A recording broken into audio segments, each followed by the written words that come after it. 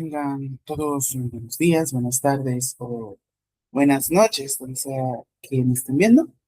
Hoy vamos a cambiar un poco sobre el tema habitual que hemos estado hablando, sobre Godley y Lavoie y sobre economía monetaria, sobre su libro específicamente. Pero hoy quiero hablar sobre 10 ideas fundamentales que yo encontré, ¿verdad?, en un documento, el cual marcó el debate de política monetaria en América Latina, del trabajo de Alan Sidlis y Robert Loguo.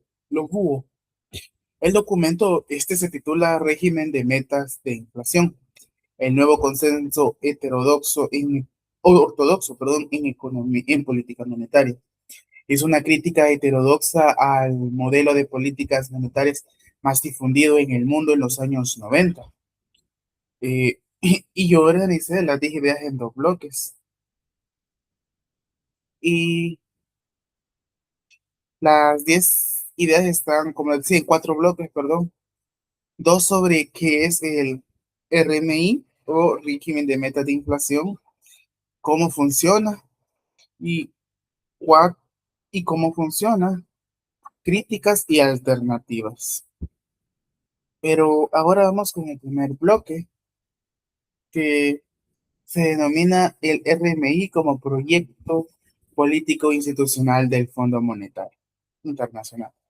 La primera y quizás es la primera y la quizás la más importante su idea en el documento, y es que el régimen de metas de inflación no es una herramienta técnica neutral. ¿A qué me refiero esto? Es la expresión política e institucional de la ideología ortodoxa, promovida, eso sí, activamente por el Fondo Monetario Internacional. Sidlis y Lobu señalan que el RMI de aquí en adelante se le llama RMI al régimen de metas de inflación, forma parte del llamado nuevo consenso macroeconómico, el cual decía que pretende reemplazar al ya desgastado consenso de Washington de los años 90. Y ese consenso, y en ese consenso el Banco Central es independiente, el cual persigue exclusivamente la baja inflación y el cual tiene que perseguir la baja inflación. Pero ¿qué significa la independencia del Banco Central? Según Blinder, el cual es citado en el mismo documento, significa dos cosas. La primera, que el Banco Central tiene libertad para decidir cómo alcanzar sus metas. Y segundo, y esto es lo más crucial, es que esas decisiones son muy difíciles de revertir por el resto del gobierno. Y en el documento se nos habla del caso argentino, y cómo al ser promovido por el FMI, este compromiso no fue una decisión soberana de Argentina, porque estaba explícitamente estipulado en los incisos 3, 34 y 35 del Memorándum de Políticas Económicas, firmado con el FMI en el septiembre del 2003. El concepto clave de esta idea es que es el de Banco Central Neoliberal, una institución monetaria que busca separar su gestión del proceso político o democrático, supuestamente para ganar credibilidad. Civilis y Lobuo lo cuestionan exactamente esa pretensión. Ahora bien, pasamos a la segunda idea, el modelo formal del RMI y sus supuestos implícitos. La segunda idea nos lleva a la arquitectura del RMI. El modelo que lo justifica se compone de tres ecuaciones. La primera es la curva IS dinámica. La brecha del producto depende de su valor pasado, su valor esperado, perdón, y la tasa de interés real. La segunda es la curva de Phillips. La inflación está determinada por la brecha del producto y por las expectativas de inflación. Y la tercera es una regla política monetaria conocida como la regla de Taylor, la cual reemplaza a la curva LM y establece cómo debe moverse la tasa de interés. Ahora bien, aquí hay un pequeño detalle, y es un detalle técnico que los autores resaltan y que es revelador. La base la base monetaria no aparece en ninguna de esas tres ecuaciones. Esto ilustra el supuesto fundamental del modelo, la neutralidad del dinero. Y quiere decir básicamente que en el largo plazo, la política monetaria solo puede afectar los precios, mas nunca va a afectar el producto real ni el empleo. Y se preguntarán, ¿por qué es un problema?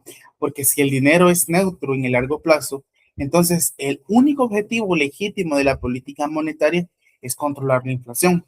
Todo lo demás, el empleo, el crecimiento, queda fuera de la política monetaria. Y esto no es un dato técnico, es una elección política disfrazada de economía. El equilibrio a largo plazo del modelo con brecha de producción nula mantiene en esencia la ley de Sall. ¿Y qué es la ley de Sall? Es que la oferta determina su demanda. Una idea que ya fue refutada por Keynes allá en 1936. Ahora pasamos a la siguiente idea y es la crítica al ancla nominal. Y, y este ya sería del bloque B.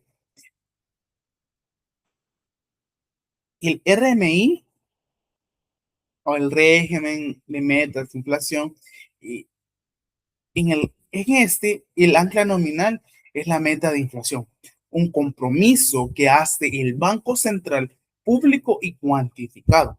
La lógica de esto es que este compromiso sea creíble, o sea, que baja las expectativas inflacionarias y al bajarlas contribuye a reducir la inflación efectiva. El problema es que esta ancla restringe severamente el espacio de maniobra al Estado.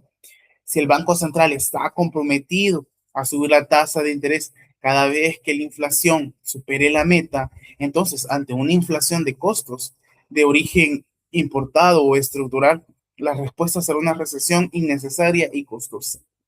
El propio Bernanke distingue entre dos mandatos posibles: el mandato vertical, donde todos los objetivos se subordinan a la estabilidad de precios, y el mandato dual, donde el objetivo es tanto la estabilidad de precios como la del producto. El RMI en su versión más pura prefiere el mandato vertical. Detrás de esto está el debate clásico entre reglas y discrecionalidad de Kindle y Prescott, los cuales argumentaron que la discrecionalidad genera sesgo inflacionario, porque los políticos tienen incentivos electorales de corto plazo. Y la solución a esto fue atar las manos del Banco Central con reglas, pero al atarlas se pierde algo raro y algo importante, y es las respuestas a los shocks externos. El concepto clave aquí es la discrecionalidad acotada. Es un punto medio teórico que en la práctica termina privilegiando siempre la estabilidad de precios. Ahora bien, vamos a la idea 4. La inflación no es siempre ni uniforme ni perjudicial. Y esta es una idea que me llama bastante la atención. ¿Por qué? Porque esta idea es la más contraintuitiva, pero, pero lo importante es que está respaldada por evidencia empírica. La inflación no siempre es dañina para el crecimiento. El documento presenta estudios cruciales de Ghosh y Phillips, dos economistas del propio Fondo Monetario Internacional, los cuales analizaron un panel, perdón, de países de entre los años 1960 y 1996 y encontraron algo sorprendente. Y es que a niveles de inflación menores al 3% de inflación anual, la inflación y el crecimiento están correlacionados de manera positiva. Alkenford y colaboradores van un poco más lejos, ¿verdad? Y dicen que existe una tasa óptima de inflación que es mayor que cero. ¿Por qué? Porque dicen que la inflación lubrica los mercados laborales, permitiendo ajustes reales de salarios sin la necesidad de la reducción nominal que los trabajadores resistirían.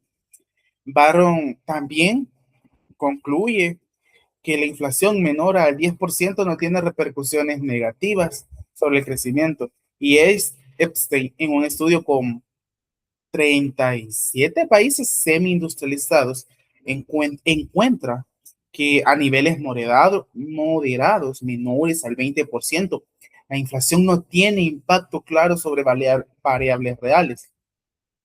O sea, ¿cuál es la implicación directa de esto?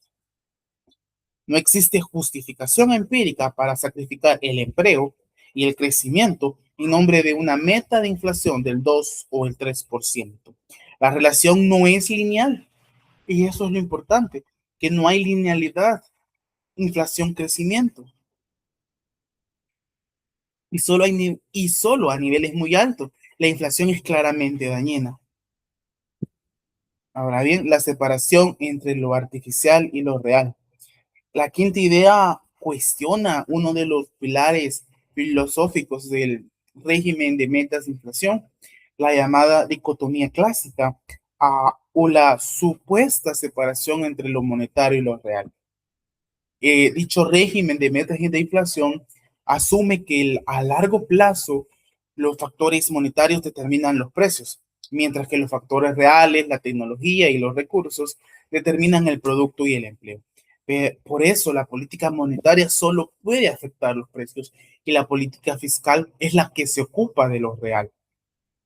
Cada instancia tiene su campo separado, pero los autores demuestran que esta separación es insostenible usando la propia lógica interna del régimen. Si el objetivo es controlar la inflación subiendo la tasa de interés para reducir la inversión y la inversión de hoy determina el stock de capital de mañana, entonces cualquier política contractiva tiene efectos reales, permanentes. La demanda de hoy es la oferta de mañana y eso es lo que me gustó y me llamó la atención. ¿Y por qué este fenómeno lo llaman la histéresis? Los efectos de la política monetaria sobre el producto no son solo transitorios. Una recesión inducida por el Banco Central puede dejar cicatrices permanentes en la capacidad productiva de la economía. Kalecki lo formuló de una manera distinta. La inversión no es determinada por la tasa de inflación, dijo, sino que por las expectativas de demanda. Si la política monetaria deprime la demanda, reduce la inversión, pero el canal es la demanda, no el costo de capital. La dicotomía clásica es definitiva, es una ficción conveniente para la ortodoxia. Pasamos a la sexta idea, la teoría incompleta de la inflación. Ahora bien, la sexta idea es igualmente fundamental para entender por qué el RMI falla en contextos como el latinoamericano. Y es que su teoría de la inflación está incompleta. El régimen de metas de inflación solo contempla la inflación por causa de exceso de demanda agregada, pero ignora completamente la inflación de costos, la que se origina en aumentos de precio de insumos importados. Es el poder de mercado de empresas oligopólicas o en espirales salario-precio. Los autores, Seals y Loguo, señalan con referencia directa al caso argentino que los precios clave de la economía no se forman en mercados competitivos, se forman mediante markups sobre costos en mercados concentrados, donde pocas empresas grandes controlan los precios. La tasa de interés que fija el Banco Central no tiene ningún efecto sobre esa estructura de poder del mercado. Incluso peor, la tasa de interés, pero al ser la tasa de interés un componente del costo financiero de las empresas, una política monetaria contractiva puede aumentar los costos y con ello los precios. Es el peor de los mundos. Esta inflación es exactamente lo que vivió Argentina después de la devaluación de 2002. El conflicto distributivo es la pieza clave del régimen, que el régimen no puede ver. La inflación como resultado de pugnas entre trabajadores y capitalistas y rentistas sobre la distribución del ingreso es una realidad estructural en Latinoamérica que ninguna regla de Taylor puede resolver. Ahora bien, pasamos al bloque C, eh, a las críticas empíricas. Y aquí comenzamos con la séptima idea, sobre la cual trata sobre los mecanismos a través de los cuales la política monetaria supuestamente se transmite a la economía. El documento identifica 6 canales: el canal monetarista, el de la tasa de interés, el del efecto de la riqueza, el de tipo de cambio, el del crédito angosto bancario, el del crédito ancho de los balances. El problema es que no todos estos canales operan en todas las economías ni con la misma intensidad, y sus efectos pueden cancelarse o reforzarse de maneras impredecibles. El canal de crédito ancho introduce una dinámica especialmente problemática. Cuando sube la tasa de interés, cae el valor de los activos que sirve como garantía de los préstamos. Y eso deteriora las hojas de balance de las empresas y reduce su capacidad de endeudamiento, lo cual frena la inversión.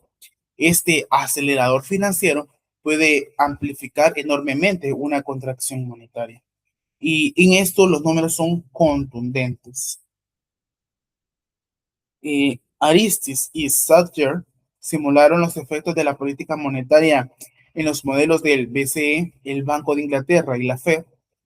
Un aumento del 1% en la tasa de interés reduce la inflación en apenas 0,21 puntos porcentuales en 5 años. Es un efecto extremadamente débil.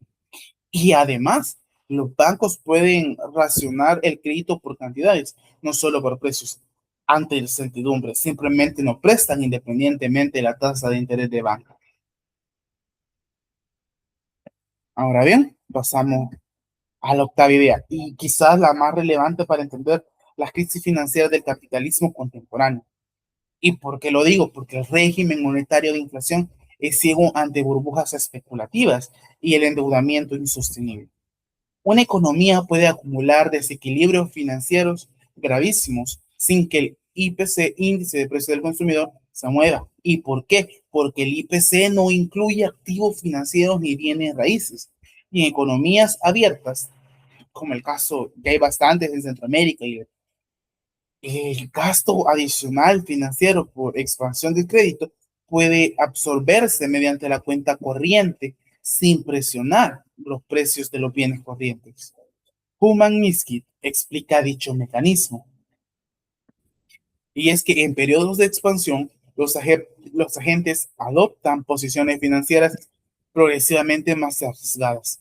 Pasan de estructuras donde los ingresos cubren perfectamente los servicios de la deuda a estructuras especulativas, hasta posiciones Ponzi donde no se puede ni pagar los intereses sin refinanciarse. Cuando esa fragilidad se hace evidente, que ocurre un colapso. ¿Qué ocurre aquí? Que el colapso es absolutamente devastador. Ejemplo de esto que lo ilustra exactamente el caso argentino de 2011, de 2001, perdón. La acumulación de desequilibrios bajo la convertibilidad no generó inflación porque los tipos de cambio, por el tipo de cambio fijo y la apertura del capital absorbieron el exceso de gasto. Cuando la dinámica se volvió insostenible, el costo social fue enorme.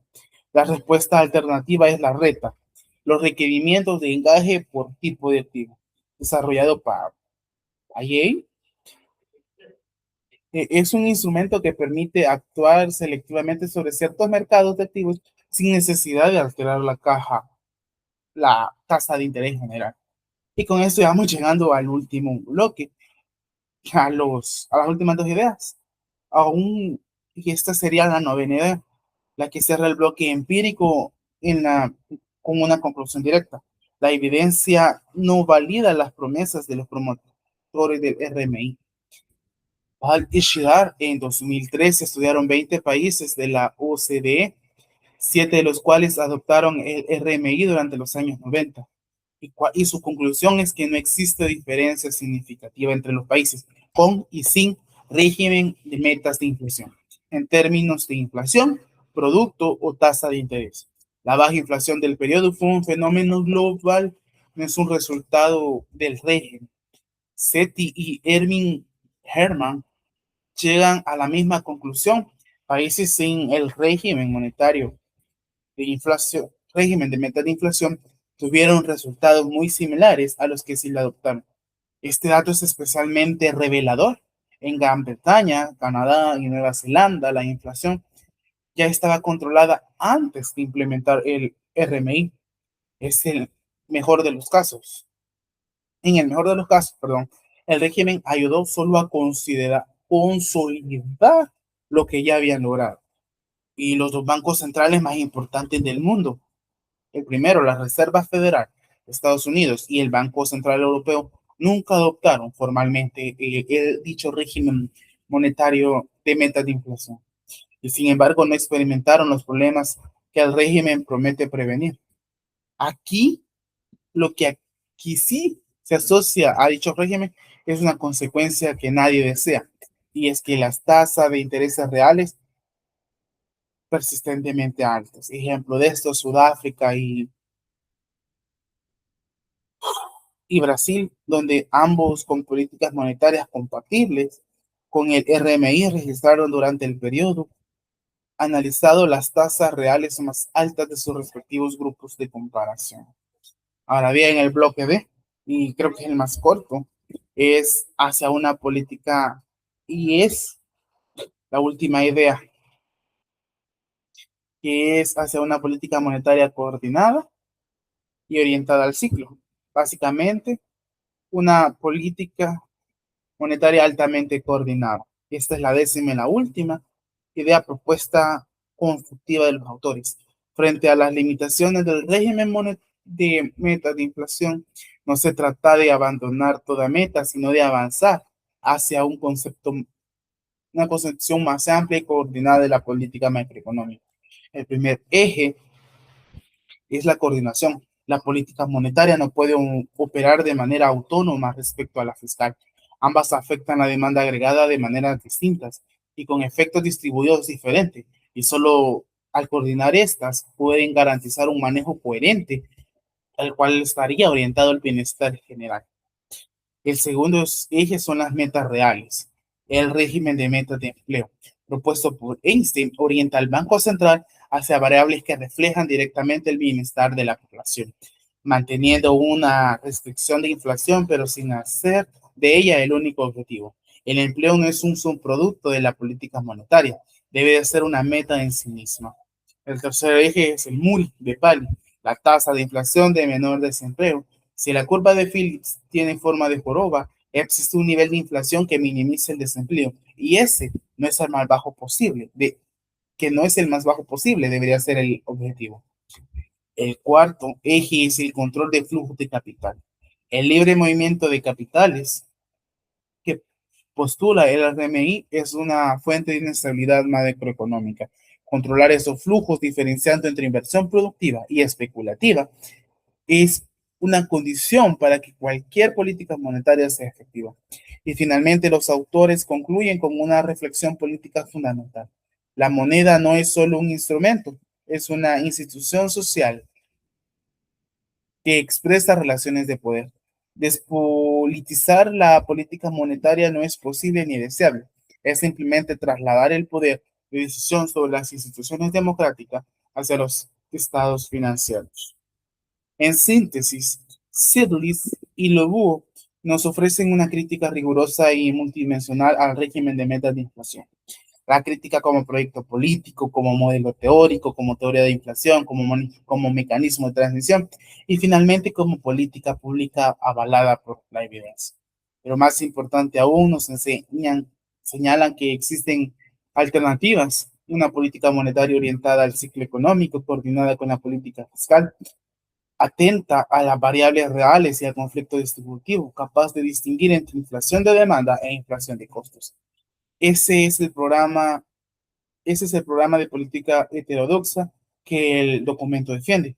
Y en 20 años después de su publicación, aún sigue siendo bastante relevante en 2000, como en 2004.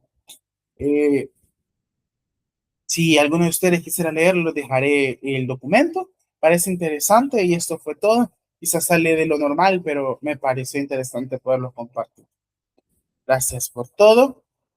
Hasta la próxima.